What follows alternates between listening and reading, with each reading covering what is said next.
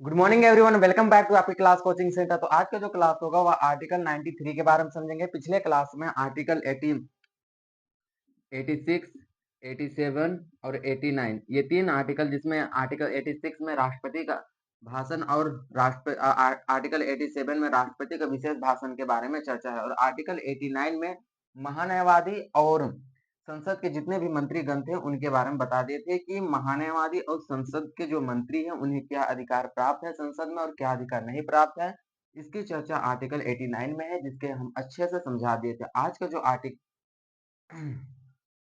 Article 89, 88 में article 89 में ये संसद नहीं बल्कि यहाँ पे सभापति और उपसभापति की चर्चा है।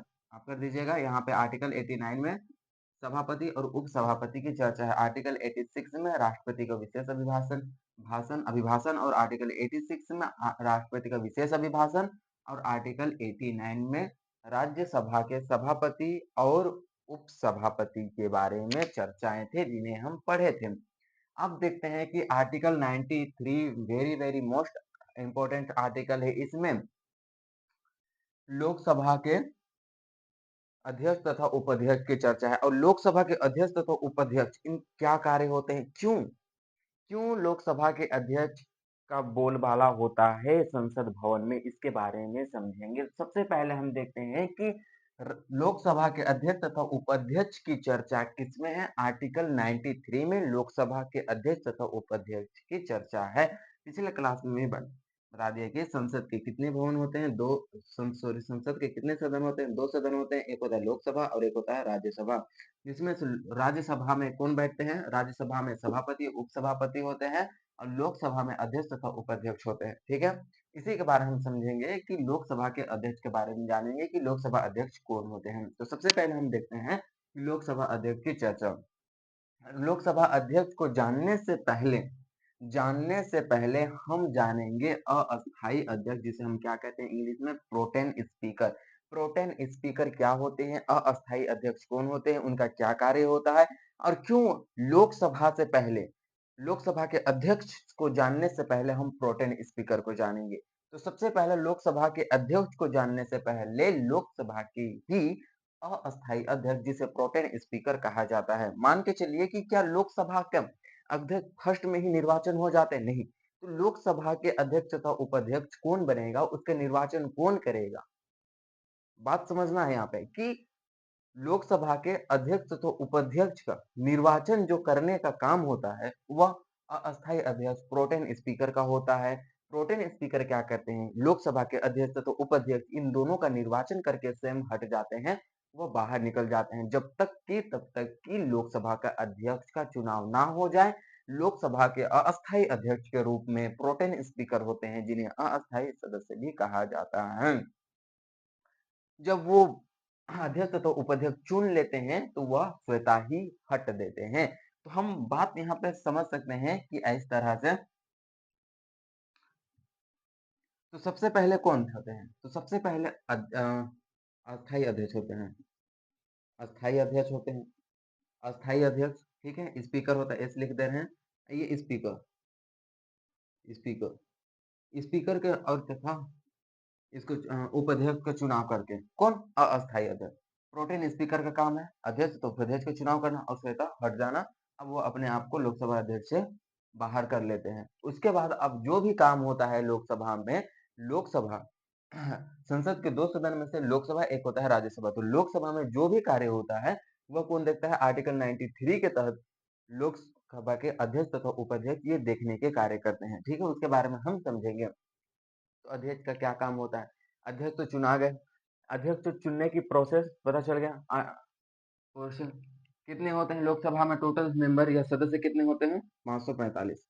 545 में से किन्हीं एक को ही और किन्हीं एक को ही अध्यक्ष और एक होता है उपाध्यक्ष, अध्यक्ष तथा उपाध्यक्ष चुन लिया जाता है। इसका काम क्या होता है, ये पदेन होते हैं, सर्वे सर्वा होता है, यानी कि लोकसभा में जो अध्यक्ष बोलेंगे उन्हें सुनना है, सभी सदस्य को सुनना है। लोकसभा के सभी सदस्य मेंबर हो गए, सभी को सुनना है। कौन बोलेगा उसे, तो कौन बोलेगा, लोकसभा के अध्यक्ष जो भी बात बोलना है बोलेंगे वो लोकसभा के अध्यक्ष तथा जितने भी लोकसभा में मेंबर सदस्य हैं उन सभी को सुनना अनिवार्य रूप से जरूरी है। तो ये इसी के लिए हम क्या कहते हैं, लोकसभा एक पदेन कौन होते हैं, अध्यक्ष होते हैं, जिन्हें सर्वे सर्वा के नाम से कहा जाता है।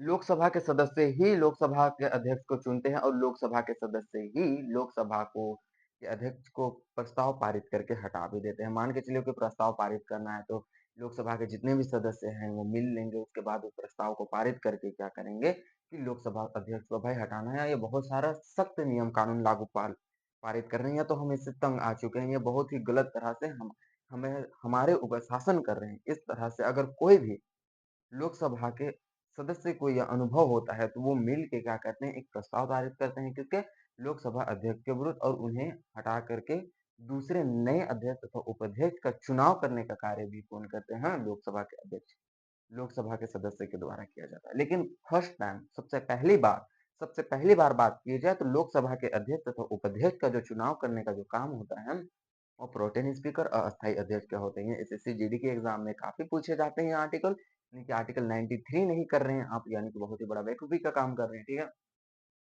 उपाध्यक्ष को कैसे हटाना है, तो अध्यक्ष तथा उपाध्यक्ष को हटाने की प्रक्रिया आपको समझ में आ गई। ये हटाना है तो मान के चलिए लोकसभा के सदस्य प्रस्ताव पारित करके हटा देंगे, और उनके चुनाव करने की प्रक्रिया समझ में आ गई कि लोकसभा के अध्यक्ष तथा उपाध्यक्ष के चुनाव प्रोटेन स्पीकर करते हैं। मात्र ये चुनाव करने के लिए होते हैं। प्रोटेन स्पीकर एक प्रकार का अस्थायी अध्यक्ष होते हैं लोकसभा के, ये चुनाव करके हट जाते हैं। ठीक है? और इसे पदेन या सर्वे सर्वा किन्हें कहा जाता है, लोकसभा अध्यक्ष को कहा जाता है। क्यों लोकसभा अध्यक्ष को कहा जाता है उसके बारे में बता दिए कि जितने भी निर्णय, डिसीजन और अंतिम निर्णय जो लेने का जो कार्य होगा वो लोकसभा अध्यक्ष को, जैसे कि अपने घर, आपके घर के फैमिली में अंतिम डिसीजन कौन लेता है, आपके पापा लेते हैं।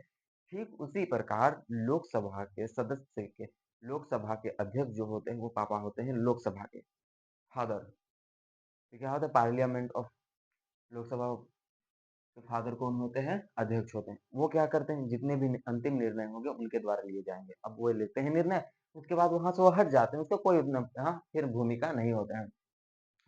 फिर हम देखेंगे कि अध्यक्ष की शक्तियां, अध्यक्ष के बारे में तो समझ गए कि 93 एक आर्टिकल देख रहे हैं, एक आर्टिकल में बहुत सारे बातें हैं जिसे आपको समझना है। थोड़ा ही समय में, कम समय में अगर हम अधिक बातें जानते हैं, क्योंकि कभी कंपटीशन एग्जाम कम समय में अधिक चीज मांगता है, यानी कि कम समय हो और अधिक चीज हम पढ़ पाए, वही होता है कंपटीशन एग्जाम, इसी के लिए।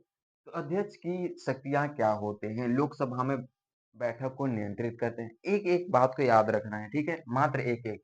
एक होता है तो लोकसभा, आपको पढ़ना कहाँ है, तो लोकसभा, यहाँ पे आप लिख सकते हैं लोकसभा। नियंत्रण करने का काम होते हैं, यहाँ पे देखिए सचिवालय, सचिवालय अध्यक्ष इनके अधीन होते हैं।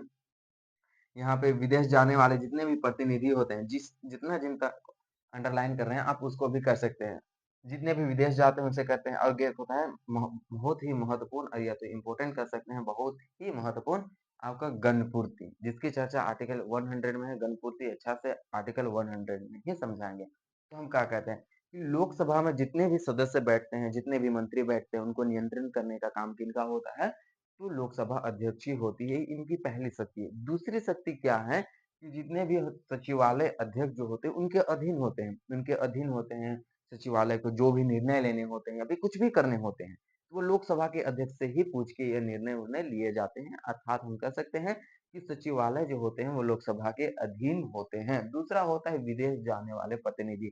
अब विदेश जाने वाला प्रतिनिधि कौन होता है भाई, तो कोई भी, चाहे वो राष्ट्रपति हो, प्रधानमंत्री हो, उनको विदेश का दौरा करना है, या तो कोई भी मंत्री को विदेश जाना है, तो लोकसभा अध्यक्ष से ही अनुमति लिए जाते हैं। बिना लोकसभा के अध्यक्ष की अनुमति के बगैर आप ना तो विदेश जा सकते हैं, विदेश दौरा नहीं कर सकते, चाहे वो राष्ट्रपति या प्रधानमंत्री ही क्यों ना हो।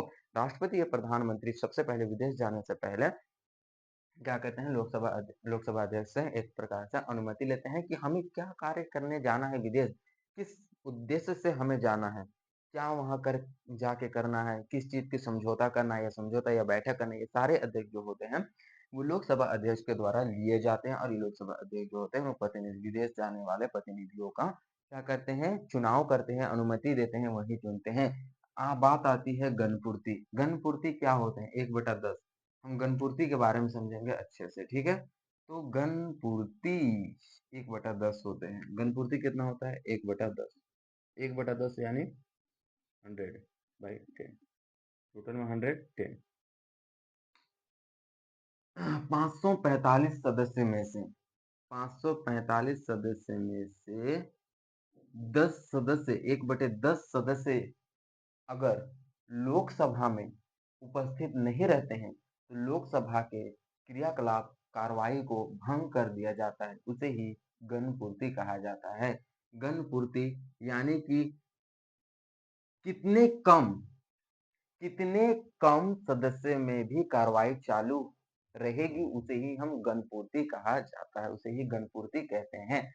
मान के चलिए कि अगर 1/10 सदस्य से 545 में 545 में 545 में 1/10 सदस्य से भी कम अगर सदस्य आए हैं भाग लेने के लिए कार्यवाही मतलब संसद एक तरह से स्कूल टाइप हो गया, स्कूल में आए हैं भाग लेने के लिए कार्यवाही नियम कानून बनाने के लिए। लेकिन 545 में से भी 1/10 सदस्य नहीं पूर रहे हैं, तो लोकसभा अध्यक्ष क्या होते हैं कि सभा को भंग कर देते हैं कि आज की कार्रवाई बैठक नहीं बुलाई जाएगी, किसी भी प्रकार के विधेयक पर प्रस्ताव पर चर्चा नहीं किया जाएगा। ये क्या होते हैं? ये लोकसभा अध्यक्ष इसका डिसाइड करते हैं, इसे हम क्या कहते हैं? गणपूर्ति कहते हैं।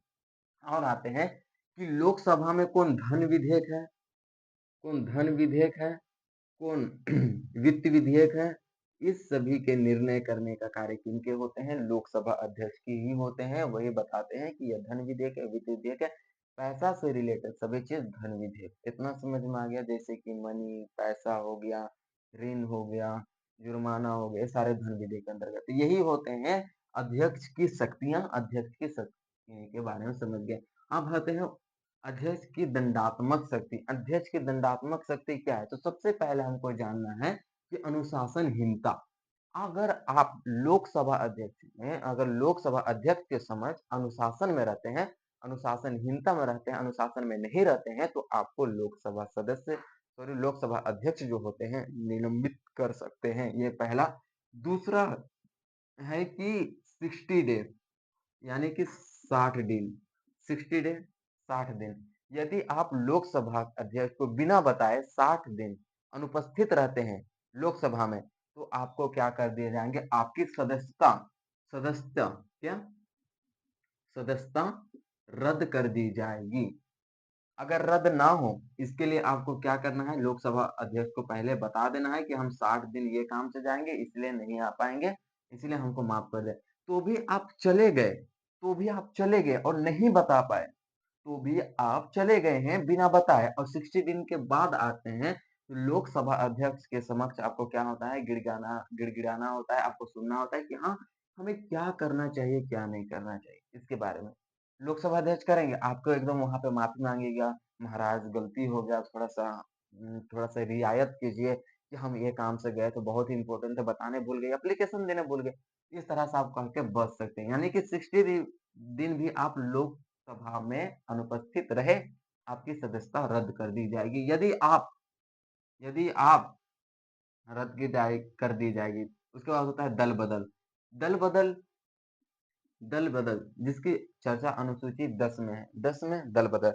दल बदल एक पार्टी को छोड़ करके दूसरे पार्टी चला जाना ही दल बदल कहलाता है। ये चुने हुए उम्मीदवारों पर लगता है। कोई भी व्यक्ति है, जो भी व्यक्ति है, वो चुनाव जीत गया है, तो भी उस पार्टी को छोड़ करके दूसरे पार्टी में चल जाता है, तो उसे ही हम क्या कहते हैं? दल बदल का कानून कहते हैं। ऐसा आप करते हैं तो लोकसभा अध्यक्ष आपकी सदस्यता को रद्द कर देगी देगा। यह होते हैं अध्यक्ष की दंडात्मक शक्ति। दल बदल के बारे में समझ गए, जैसे कि आया राम गया राम। आप 12th क्लास के पॉलिटिकल साइंस में पढ़े हैं कि कैसे वो एक दल से दूसरे दल में जा रहे थे, एक पार्टी से दूसरे पार्टी में। इसीलिए 1985 में 1985 की बात है 1985 की बात है 1985 में राजीव गांधी ने दल बदल नियम कानून लाया और उन्होंने कहा कि कोई भी जीते हुए उम्मीदवार जो भी उम्मीदवार जीत रहा है वो अपने पार्टी को छोड़कर दूसरे पार्टी नहीं जा सकता, अन्यथा लोकसभा अध्यक्ष उनके सदस्यता को रद्द कर देंगे। यही आर्टिकल 93 में दिया गया है। इतने सारे बात आपको अच्छे से समझ आएंगे। फिर हम नेक्स्ट क्लास में मिलते हैं। धन्यवाद, थैंक यू। आप सभी का हमारे क्लास में ज्वाइन है इसके लिए आपको बहुत बहुत धन्यवाद। जय हिंद, जय भारत।